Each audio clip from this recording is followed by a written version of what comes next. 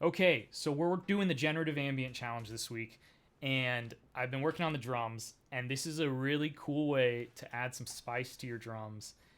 And I figured we could take this from the beginning, which is just basic MIDI drums, and then show you the step-by-step ways to make the drums more and more interesting. So, you start off, you're programming some drums like we've all done. Boom, bam, boom. It's in there. These are my drums. Let's take a listen.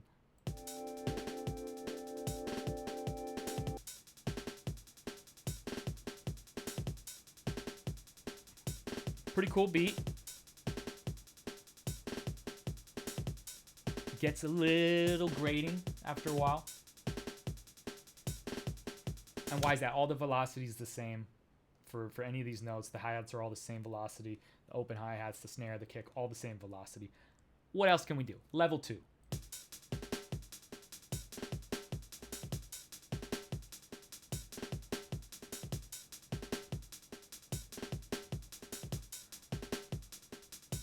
Much better feel.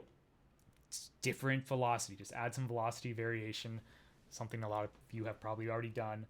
But yeah, can't be undersaid. Very important to add a feel to the drums. Automatically it'll go from static to something that is more in line with how a drummer would actually play a drum kit with variations between the different hits. Level 3. This is going to be really subtle, but see if you can hear the difference. I'm going to play level 2.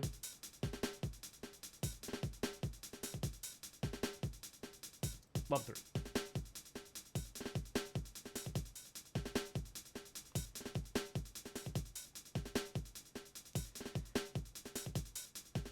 What you'll notice, if you're listening carefully, is that this is going to be less boring and it's going to wear you out less quickly because it's changing every time. Every loop is subtly different. And the great way to do that in Ableton, if you go here, there's this thing called velocity range.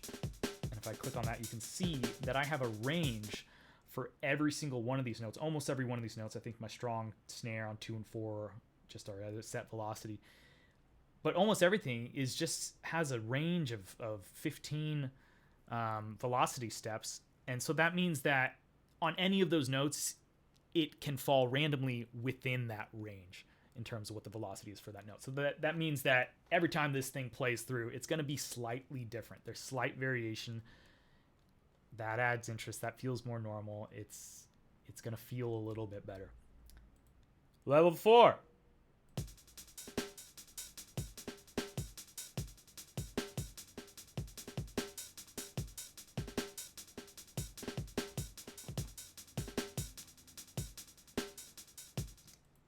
You can actually add that same probability to the notes itself to say whether or not the notes are even going to hit. And so in Ableton, if you go down here, this tiny little button opens up this thing called chance. Some of these notes, this one only has a 65% chance of happening at all. This kick has a 41% chance of happening at all. These little ghost snares, where I've already adjusted the velocity to be less in the previous clips, now are also having a probability of even happening. So sometimes the ghost's happening, sometimes one of the ghosts will happen, sometimes the other one will happen, and the first one won't. So it adds that natural variation as you're playing. And so that's a great way to come up with new patterns. All you have to do is press play after you've programmed in this logic, and you could jam out to this all day, or just have this playing over your whole song. And of course, you could go in and adjust it after the fact, but this is a great way to get variation for your drums. Let's listen to it in context, and I'll go through them one by one again.